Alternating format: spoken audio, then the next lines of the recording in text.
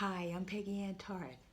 In 2018, I was invited by the poet Sean Sexton to participate in the 8th annual Laura Riding Jackson Poetry and Barbecue event in Vero Beach, Florida.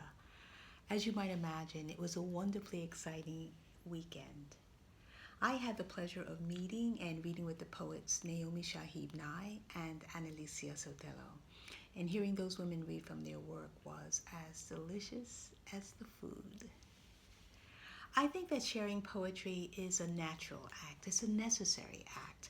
And the Laura Riding Jackson Poetry Organization does a great job of sharing poetry and poets with its community. So I was honored to be a part of that event.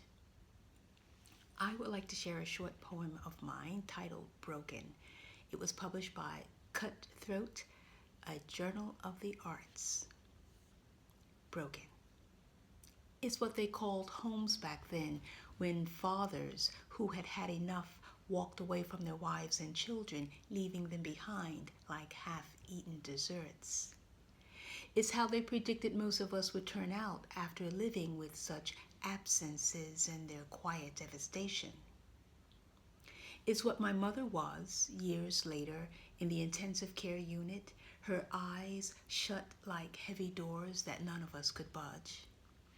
Is how my heart was returned each time I risked sharing it. Is the only way to describe families like mine in which no one survives love, in which no one survives.